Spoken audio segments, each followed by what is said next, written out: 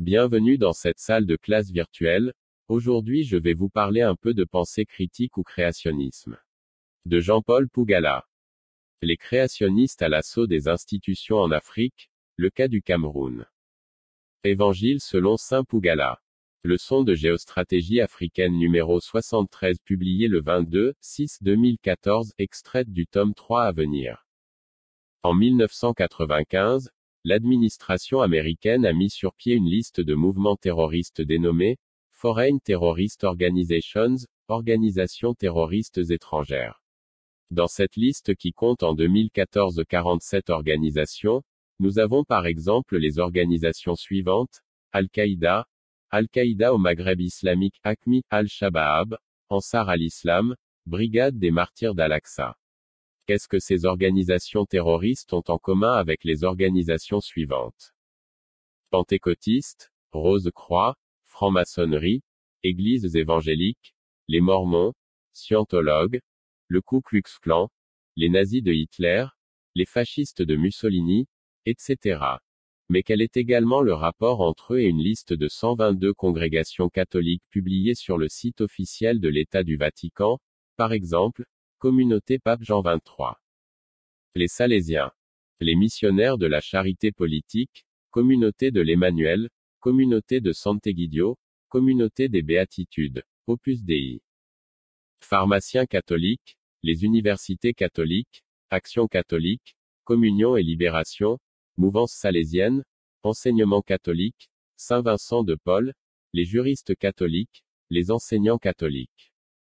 En commun, ces organisations sont toutes des créationnistes. C'est-à-dire qu'elles croient toutes qu'il existe un Dieu unique qui aurait créé notre planète en 6 jours et qu'il se serait reposé le 7e il y a environ 6,00010,000 ans en Mésopotamie, c'est-à-dire loin de l'Afrique. Toutes ces organisations sont donc par définition contre l'Afrique, contre la place de l'Afrique comme génitrice du monde il y a 100 000 ans tel que l'affirme la science. Si Dieu a créé le monde il y a 6,00010,000 ans, alors la Chine antique d'il y a 8000 ans n'aurait jamais existé. Et les dinosaures qui ont vécu il y a 3 millions d'années et qui n'ont jamais rencontré l'homme sur Terre n'ont jamais existé selon les créationnistes. Alors d'où viennent leurs ossements? Mais plus grave encore, nous allons voir plus loin, avec l'exemple du Cameroun comment ils ont réussi à s'infiltrer à tous les niveaux des institutions étatiques et de là, mènent une guerre sans merci contre la spiritualité africaine. Mais avant, observez ce qu'ils font en Occident pour occuper tout le terrain. 1. Aux États-Unis. Nous sommes le 1er juin 2012, une information qui fait l'effet d'une bombe dans le monde scientifique aux États-Unis est la publication d'un sondage de l'Institut Gallup qui dit que 78% des Américains croient à la version créationniste de l'évolution du monde et rejettent la version officielle de la science. Selon ces Américains, l'homme a une côte en moins de la femme, puisqu'il en a cédé une pour fabriquer la femme.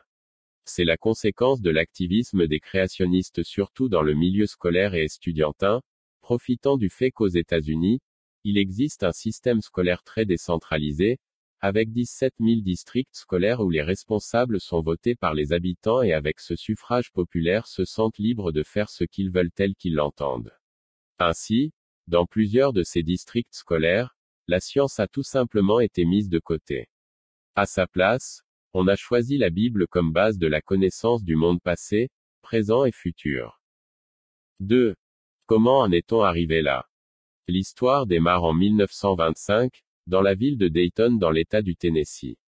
Il se tient ce qu'on a appelé à l'époque le procès du singe, le procès contre John Scott, cet enseignant de 24 ans qui avait refusé d'enseigner la Bible à la place de la science à ses élèves. 6 États du sud des États-Unis avaient déjà adopté les lois pour imposer l'enseignement de la pensée biblique à la place de la science dans les écoles, c'est-à-dire pour enseigner le créationnisme en lieu et place de l'évolutionnisme. C'est un procès qui passionne tout le pays, c'est en effet le tout premier procès à être retransmis à la radio.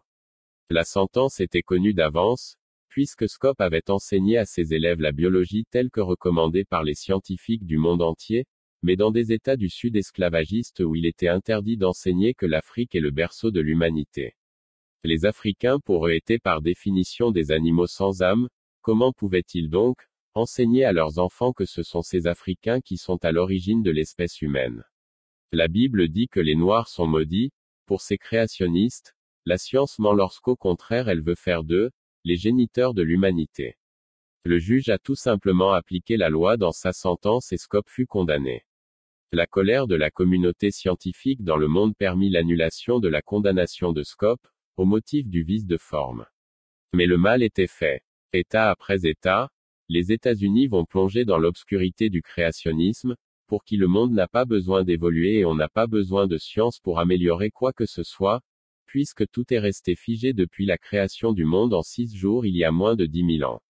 Après la Seconde Guerre mondiale s'installe la guerre froide avec l'Union soviétique communiste, par définition évolutionniste. Deux visions du monde s'opposent, les États-Unis avec le culte de l'individu et de Dieu et l'Union soviétique avec le culte de l'État et de la science comme instrument pour changer le monde.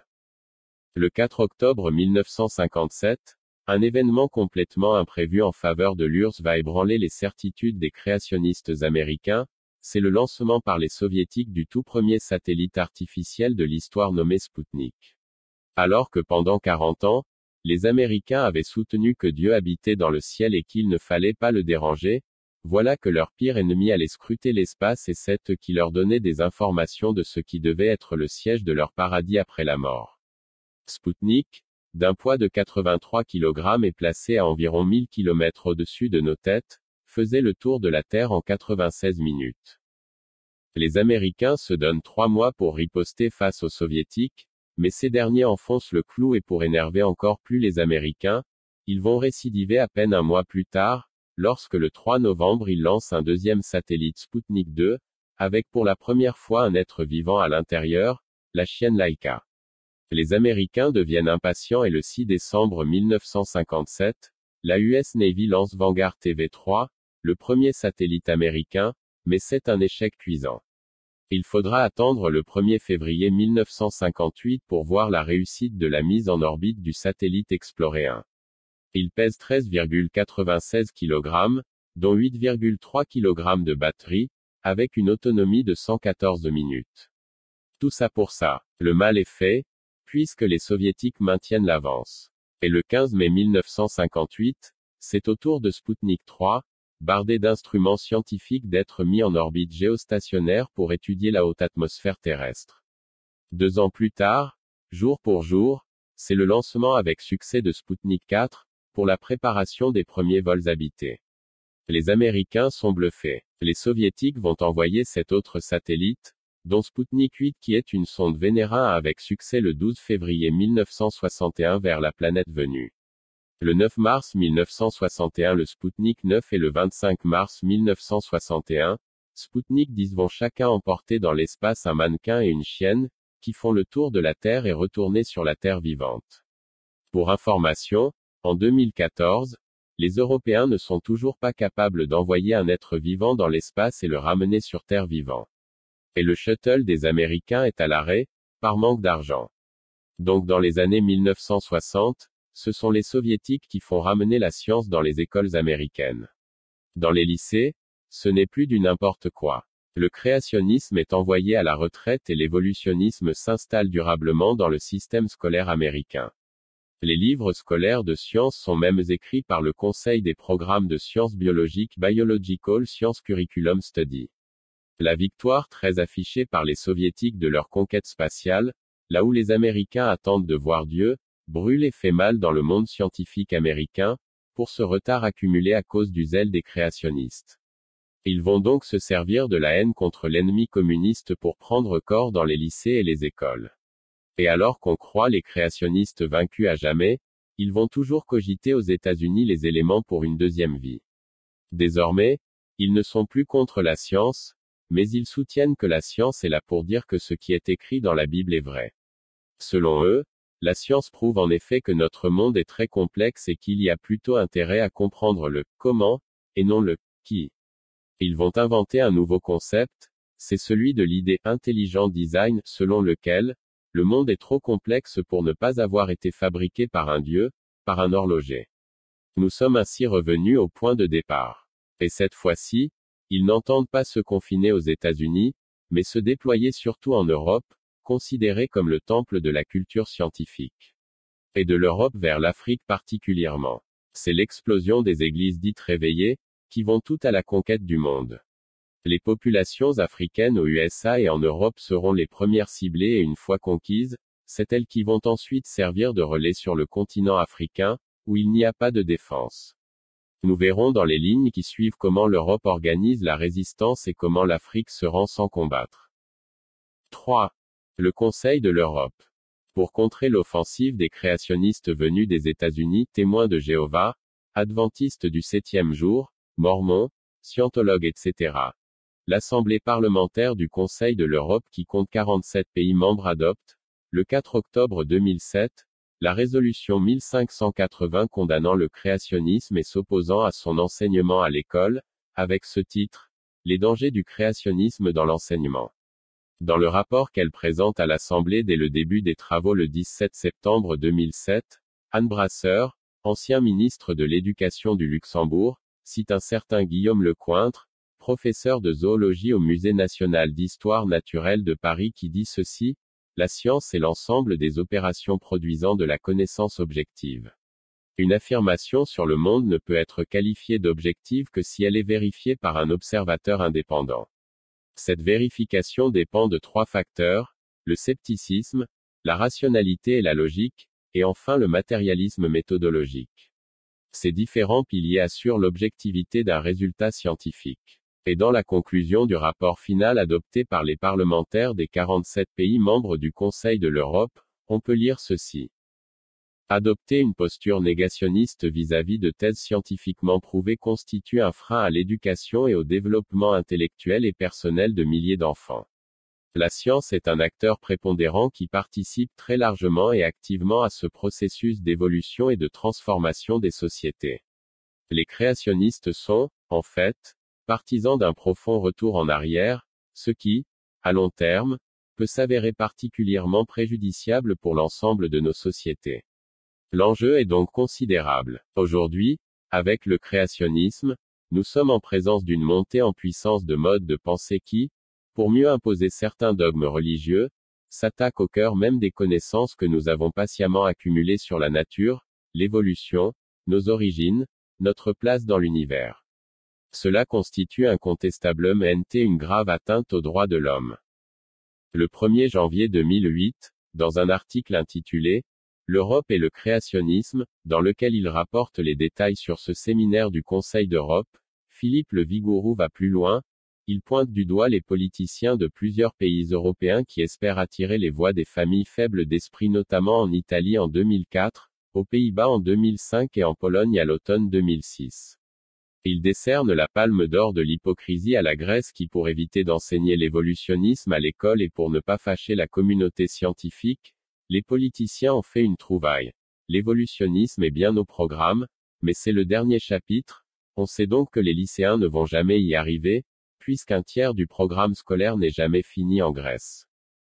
4. En France. Le 17 novembre 2008 à une du quotidien français Le Monde, nous avons un article alarmant de Catherine Vincent avec le titre « Le créationnisme étend son influence sur l'Europe » rapportant l'information d'une France partie en guerre contre le créationnisme. Elle rend compte d'un séminaire tenu les 13 et 14 novembre 2008, à Paris, organisé par le ministère français de l'Éducation nationale, le Collège de France et la Cité des sciences et de l'industrie, réunissant une centaine de chercheurs en sciences de l'évolution, philosophes, professeurs, inspecteurs de collèges et de lycées pour débattre du danger de l'avancée du créationnisme dans le milieu éducatif en France et la conséquence de la difficulté à enseigner l'évolutionnisme dans les écoles. Voici les propos de Catherine Vincent. L'attaque la plus frontale des créationnistes date de début 2007. Dans de nombreux pays d'Europe, lycées, collèges et universités reçoivent sans l'avoir demandé un luxueux ouvrage illustré, l'Atlas de la création. Édité et imprimé en Turquie, il prétend démontrer que l'évolution n'est pas une doctrine scientifique mais de la propagande antireligieuse. Son auteur, Haroun Yahya, de son vrai nom Adnan Oktar, dirige une organisation au financement obscur, dont le principal objectif est de promouvoir le Coran. Dans son blog Coffee and Science, Arnold Munich écrit « Quand le créationniste évoque un autre niveau de réalité, auquel nous n'avons pas accès, Il me fait penser aux sauvages qui pourraient considérer les UV ou les IR comme relevant d'un autre niveau de réalité auquel il n'a pas accès avec ses sens. Je pardonne volontiers aux sauvages, je salue celui des sauvages qui le premier a pensé qu'il devrait y avoir un moyen d'y avoir accès à cette cause de brûlure par le soleil. J'aime la détermination de tous ceux qui se sont cassés la tête pour comprendre, je garde la mémoire de ceux qui y sont arrivés. Entre le premier qui s'est dit, comment, et celui qui a dit, comme ceci. Je vois l'épanouissement de la civilisation. Crochet ouvrant, crochet fermant. Je ne pardonnerai jamais à ceux qui ont eu recours à des êtres imaginaires pour répondre à la question, comment? Le recours à un être imaginaire créateur de tout par qui tout est expliqué est une capitulation intellectuelle, un aveu d'impuissance non pas seulement personnel, ni uniquement reporté à ses contemporains, mais surtout donné en héritage aux générations à venir. Parce que nous sommes incapables à un moment donné de savoir comment ça marche, le créationniste décide que l'on ne le saura jamais. Enfin presque jamais, parce que pour sucrer la pilule il y a une longue série d'inventions de paradis où le juste baignera dans la félicité et éventuellement la connaissance absolue. Si la science et la religion ont quelque chose à se partager, c'est leur public. Les dangers que les créationnistes représentent sont liés à leur besoin de contrôler les croyances des gens pour ne pas perdre leur aval sur leur vie. Limiter leur curiosité pour arrêter de passer pour des petits rigolos chaque fois que la science montre qu'ils soutiennent une connerie depuis des siècles, pour la parole divine. Renforcer l'impression de scientificité des approches spiritualistes et prétendre que la science les justifie même, pour récupérer certains de ceux qui rigolent encore du système géocentrique. Dans les deux cas, c'est œuvrer pour améliorer l'assise de l'ignorance. Avant de commencer à éduquer les futures générations en améliorant le système scolaire pour mieux armer les jeunes face à l'irrationnel, il faut peut-être dénoncer les magouilles qui leurrent ceux qui ne pourront bénéficier d'une scolarité qu'ils ont laissée derrière eux. Il faut s'opposer aux tentatives d'atteinte à la science, combattre les diverses formes de terrorisme que les religieux emploient, qu'ils soient physiques ou intellectuels. 5. En Belgique. En 2007, c'est une enquête de l'université publique de Gand, RUG, démontrant que 20% de la population flamande croit que Adam et Ève étaient les premiers humains sur la Terre qui va tirer la sonnette d'alarme de l'activisme des créationnistes américains en Belgique. Un séminaire à la fin de l'année 2007 réunissant plusieurs universitaires va se tenir pour marquer le danger des idées créationnistes sur l'avenir de la science en Belgique. En 2009, c'est le département de philosophie de l'université qui a 4 ans pour contrer le danger créationniste en mettant à la disposition de Johan Breckman, professeur d'écologie humaine, la somme de 200 000 € pour remettre la science au centre des écoles flamandes et non-Dieu, qui met la Flandre en bassesse culturelle et scientifique par rapport à la région concurrente de Wallonie. Selon les propos de Johan Breckman, rendus publics par le correspondant à Bruxelles du journal Le Monde, Jean-Pierre Strobans, dans sa chronique du 7 février 2008, douter de l'évolution a des conséquences sur le plan scientifique, mais aussi pour la conception des relations hommes-femmes. L'intégration des personnes d'origine musulmane dans la société belge peut se trouver compliquée par une interprétation littérale du Coran. Pour l'histoire, pour les créationnistes, la femme est inférieure à l'homme, puisqu'Ève n'a été créée que pour combler le vide chez Adam et à partir d'une côte de ce dernier. 6. En Italie. Ici la situation est encore plus catastrophique, du fait de la présence du Vatican. Les étudiants italiens sont découragés à choisir les séries scientifiques au lycée. Le pays par conséquent compte moins d'ingénieurs qu'il n'en aurait besoin.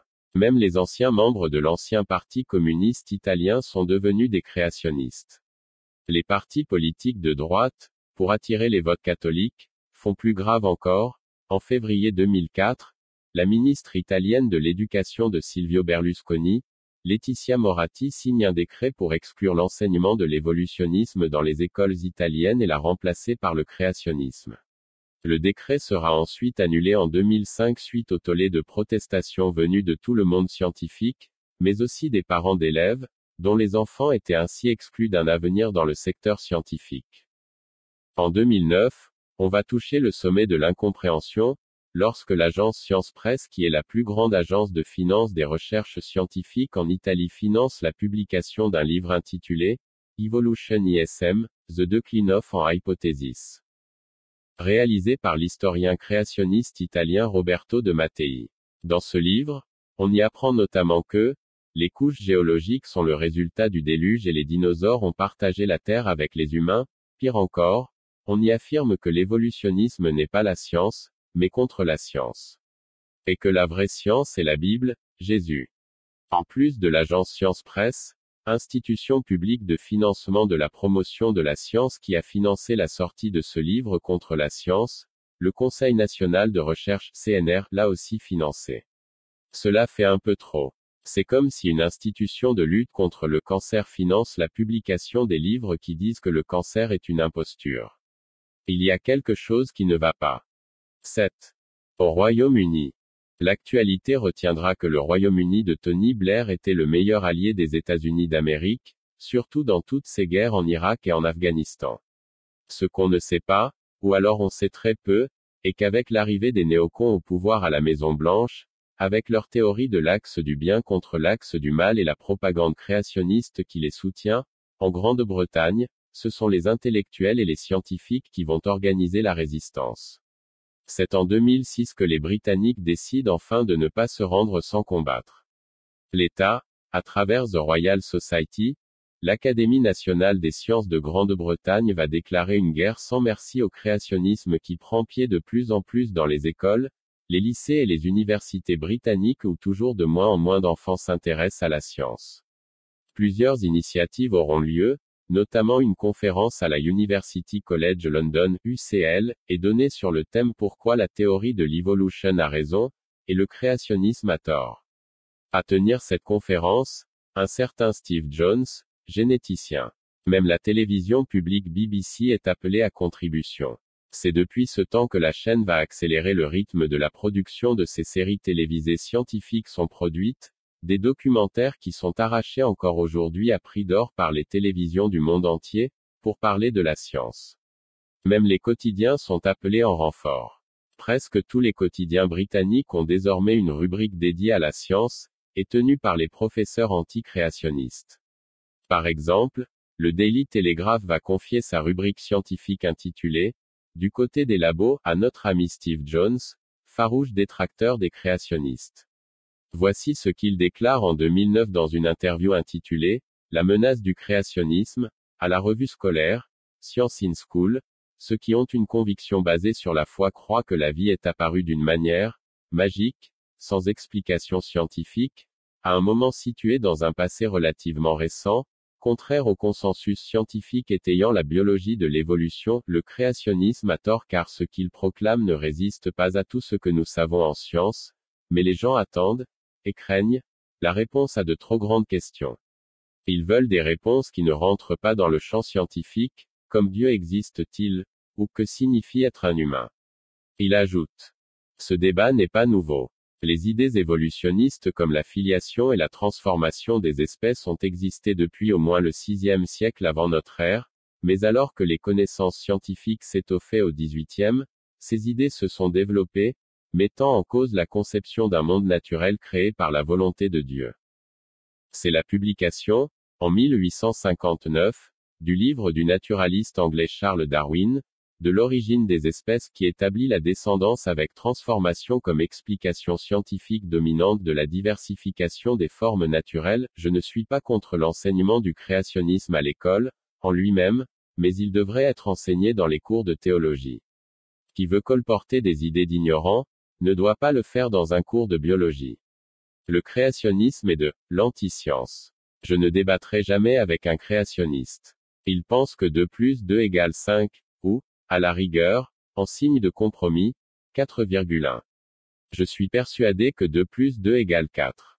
Il n'y a rien à discuter. S'ils ne veulent pas accepter les faits physiques réels, nous ne pouvons pas discuter. Je me moque de ce à quoi ils croient, à moins qu'ils aient quelques preuves, ce qui n'est pas le cas. Qu'un scientifique croit au créationnisme est un mystère pour moi. En Europe, on ne retrouve pas les mêmes attitudes à ce propos que celles observées aux USA, mais il y a une panoplie d'arguments plus sophistiqués, le créationnisme niveau supérieur. C'est le dessein intelligent qui dit que les organismes doivent avoir été conçus par quelque chose, puisqu'ils sont si complexes. Mais Darwin a montré que l'évolution est une machine à faire même les choses les plus impossibles. Un autre scientifique britannique appelé à la rescousse dans ce combat contre l'avancée du créationnisme en Grande-Bretagne est le biologiste britannique et membre de la Royal Society Richard Dawkins, né à Nairobi au Kenya en 1941. Son livre le plus célèbre Contre Dieu et les créationnistes a été publié en 2006 sous le titre de The God Delusion, sorti en France avec le titre Pour en finir avec Dieu, a été traduit en plus de 30 langues dans le monde et vendu à des millions de copies. C'est l'homme qui en 2010 excogite un plan à l'instar de celui fait pour l'arrestation d'Augusto Pinochet, pour faire inculper le pape Benoît XVI pour crime contre l'humanité et le faire arrêter durant sa visite en Grande-Bretagne. Il se contentera à la fin de publier le 15 septembre 2010, une lettre ouverte dans le quotidien The Guardian avec 54 autres intellectuels pour s'opposer à la visite du pape en Grande-Bretagne. Dans une interview qu'il donne au PBS le 12 avril 2008, Richard Dawkins déclare « La foi comme croyance qui n'est pas fondée sur des preuves est l'un des plus grands maux terrestres, c'est un virus difficile à éradiquer. Ne pas croire en Dieu est une extension logique de la compréhension de l'évolution, alors que la religion est intrinsèquement incompatible avec la science. En d'autres termes, selon ce scientifique, la seule garantie que le cerveau humain se développe pour inventer le monde de demain vient du fait de ne pas croire que tout est figé, immuable et qu'il faut même, au lieu de travailler pour inventer le monde de demain, passer le temps à la prière pour remercier un certain horloger d'un monde figé. Voilà pourquoi, selon lui, la religion est un virus, une maladie qui nuit à la science. Le 7 novembre 2009, dans le quotidien britannique The Guardian, il déclare « Le créationnisme est une absurdité, fruit du mensonge d'un esprit pauvre. » En Afrique. Au Cameroun. Dans ce pays, les créationnistes sont en action depuis l'ère coloniale et ne se sont jamais fatigués. Ils s'assurent à mettre gratuitement dans toutes les chambres des hôtels camerounais une Bible. À la télévision publique CRTV, ils occupent tout le temps d'antenne avec des émissions créationnistes, horoscopes, messes, le saint du jour, etc. À ce jour, il n'existe pas de scientifique camerounais qui anime la moindre émission à la télévision ou à la radio. À l'école, tout semble fait pour décourager les enfants à s'orienter vers les séries scientifiques. Alors qu'en Europe, dans les lycées, les 2/3 des filières sont les séries scientifiques, au Cameroun, elles occupent à peine 10%. L'assimilation de la spiritualité africaine à la sorcellerie est combattue. L'œuvre la plus réussie des créationnistes en Afrique a été la création de la sorcellerie. Ils ont juste répliqué en Afrique la chasse aux sorcières de l'Europe du XVIIe siècle pour dénigrer la spiritualité africaine et ceux qui la pratiquent, tout soupçonnés de sorcellerie. Qui est accusé de sorcellerie au Cameroun. Toute personne non créationniste. C'est-à-dire que dans ce pays, les créationnistes ont réussi à s'infiltrer dans l'appareil de l'État pour mener une guerre sans merci contre leur ennemi de toujours, la spiritualité africaine, accusée de satanisme, et de tous les esprits maléfiques possibles. Ils ont même inventé des noms comme Famla ou Kong pour susciter la peur de la population à approcher leur tradition, leur village.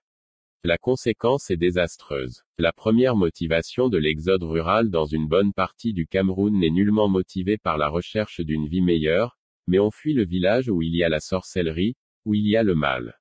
Et les créationnistes y ont trouvé un remède bien sûr, il y a l'exorciste pour guérir de la sorcellerie. Et ça marche, à en juger le nombre d'intellectuels camerounais qui croient en la sorcellerie, jusqu'aux magistrats, avocats et juges des tribunaux camerounais. Croyez-vous que je plaisante? Eh bien non, tout ce que je dis est vrai. L'article 251 du Code pénal camerounais punit de 2 à 10 ans de prison et d'une amende de 5 000 à 100 000 F.C.F.A. La pratique de la sorcellerie, magie ou divination susceptible de porter atteinte à la tranquillité publique ou de porter atteinte aux personnes. Et ce tarif peut atteindre des montants astronomiques s'il est question d'homicide. Il est pourtant scientifiquement prouvé que la sorcellerie n'existe pas et qu'aucun être humain ne peut faire de mal à un autre d'une manière occulte, autrement, les armes à feu et les armes blanches ne rencontreraient pas le succès qu'elles ont dans les homicides du monde entier. Durant le colloque que l'université de Bangui organise les 1er et 2 août 2008 sur le thème « Sorcellerie et justice en République centrafricaine » dans sa contribution intitulée « La sorcellerie au tribunal », l'anthropologue Martinelli Bruno de l'université Aix-Marseille dit La recrudescence de la sorcellerie, en Afrique comme thème d'explication des malheurs du temps présent, et particulièrement des temps modernes, est récurrent depuis l'époque coloniale.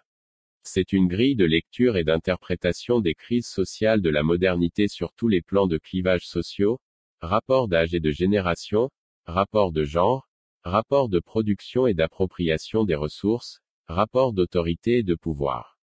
Le processus de stigmatisation de la sorcellerie a été amorcé par la diabolisation des croyances et pratiques magico-religieuses et traditionnelles africaines par les églises missionnaires, démarche qui rééditait sans le savoir l'histoire européenne de la diabolisation des pratiques sorcières du monde paysan du XVe au XVIIe siècle.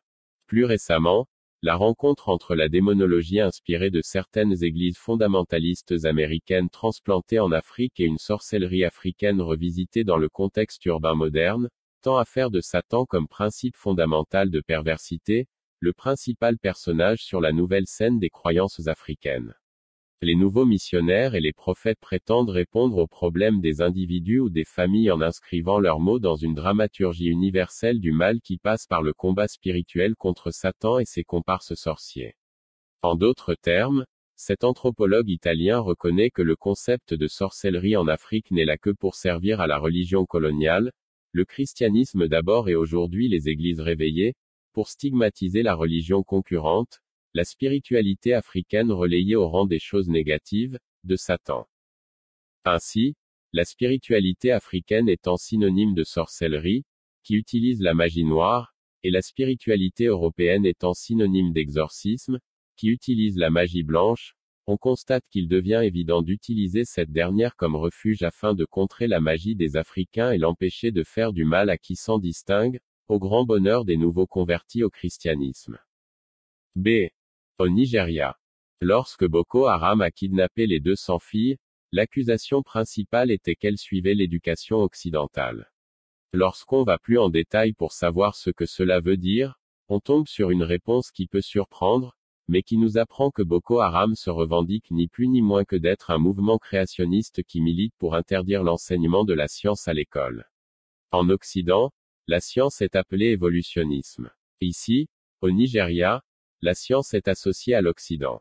En d'autres termes, ceux qui combattent Boko Haram ne savent pas qu'ils puisent tout dans le même fonds de commerce que ce dernier. Le Nigeria est une terre bénie de Dieu, avec 2 créationnistes, promouvant la Bible et le Coran. Dans ce pays, les prédicateurs peuvent impunément se faire passer pour des médecins et prétendre guérir toutes les maladies du monde sans être inquiétés par un quelconque magistrat. C'est le créationnisme en action. La Bible peut tout résoudre. Les intellectuels et les artistes nigérians sont de la partie. Comme la plupart des cinéastes se font financer leurs films par les créationnistes américains, en échange le refrain God devient une ponctuation qui intervient toutes les 5 minutes dans les films et séries réalisés au Nigeria ou par les Nigérians. En comparaison, ce sont les intellectuels et les scientifiques qui commandent à Hollywood. C'est pour cela que Dieu ne sera cité que dans un film traitant du thème des religions et non de la bouche d'un acteur qui se remettrait à Dieu pour un oui ou un non, comme c'est le cas dans les films nigérians. 9. Quelle leçon pour l'Afrique? Le créationnisme est avant tout un complot contre l'Afrique. Refuser au continent africain sa place de berceau de l'humanité il y a 100 000 ans environ pour aller inventer une autre origine biblique en Mésopotamie il y a moins de 10 000 ans est une absurdité scientifique mais aussi historique. Ce qui fait poser la question, les Africains sont-ils idiots ou juste à plaindre? Lorsqu'on voit les batailles que les scientifiques livrent en Europe pour faire triompher les vérités scientifiques, on a envie de se demander où sont allés les scientifiques africains. C'est devenu une mode en Afrique de proclamer qu'on sera pays émerge en 2020, 2030, 2040 etc. Mais comment tous ces pays pensent-ils y arriver en laissant le créationnisme gangréner les institutions étatiques? Avec quel programme de recherche scientifique pense-t-il devenir émergent? Même le Brésil, longtemps pris en otage par les créationnistes américains, a dû combattre cet obscurantisme religieux à travers un président courageux, Cardoso, qui a tout misé sur la science et la technologie pour faire émerger le Brésil. En Inde, où l'hindouiste ne mange pas de viande, l'État mise sur la science pour faire de ce pays le premier pays exportateur de viande de bœuf devant le Brésil qui aujourd'hui est le premier mondial avec 220 millions de bovins. Même dans ce pays ce sont les scientifiques qui sont à la manœuvre. En Chine, c'est le temple de l'évolutionnisme. La science passe avant même le parti communiste, même après Mao. Dans tous les domaines, la recherche scientifique a pris le dessus. C'est en vertu de cet acharnement scientifique que la Chine a détrôné en 2014 selon le FMI, les USA de leurs 142 ans de place de la première puissance mondiale. L'Afrique ne saurait être une exception scientifique. Continuer à utiliser la télévision pour abrutir sa propre population dans le créationnisme concourt à destiner les pays africains vers un lendemain très instable de conflits sociaux à cause d'une frange importante de la population qui sera inadaptée, non préparée à accepter les coups durs d'une vie sans pitié où aucune prière ne pourra aider qui que ce soit, à payer ses factures de loyer, d'électricité, de scolarité de ses enfants, etc. Dans les rues de Kinshasa, Douala, Lagos, il y a des enfants dits de la rue, chassés des familles parce que doigtés comme l'expression de Satan, par les pasteurs de ces églises réveillées. Qu'attendent ces États pour mettre ces charlatans hors d'état de nuire? 10. Conclusion. Lorsqu'en 2012, les Chinois ont offert le nouveau siège de l'Union africaine aux Africaines, qui a coûté 220 millions de dollars, on raconte à Pékin qu'ils ont été sidérés lorsque des chefs d'État africains ont prétendu et obtenu de la Chine d'inscrire devant la façade principale de l'édifice, à côté de la statue de Kwame Nkrumah, une citation tirée de la Bible. Il s'agissait de la sueur d'un pays qui avait utilisé la science pour se battre pour obtenir l'argent de cet édifice et des créationnistes africains qui créaient la surprise en faisant comprendre à leurs homologues chinois qu'ils étaient tout simplement des idiots. Mais en Afrique aussi, la résistance contre les créationnistes s'organise. À la formation RINVINDAF, pour la première fois sur le continent africain, des personnes se voient refuser l'accès à une formation au motif qu'ils sont créationnistes. Ceci a souvent suscité de l'incompréhension de la part de tous ceux dont les candidatures ont été rejetées pour ce motif, nous taxant de secte. La vérité se trouve dans le film de Sergio Leone, pour un poignet de dollars, lorsque l'acteur principal Clint Eastwood dit à Jean-Maria Volonté, quand un homme avec le fusil rencontre un homme avec le pistolet, l'homme avec le pistolet est un homme mort. Dans la concurrence industrielle entre les nations, c'est la science qui est le maître mot. Et lorsqu'un industriel évolutionniste rencontre sur le marché un industriel créationniste, l'industriel créationniste est un homme mort. C'est ce qui explique que les pays arabes pétroliers, malgré leurs énormes investissements, n'ont jamais su faire décoller un vrai secteur industriel. De même, lorsqu'un industriel créationniste nigérian ou camerounais rencontrera sur le marché un industriel évolutionniste brésilien, indien, coréen ou chinois, l'industriel créationniste nigérian ou camerounais est un industriel mort. Il ne servait donc à rien de former des gens sur qui on ne peut pas faire un pari de réussite dans l'avenir.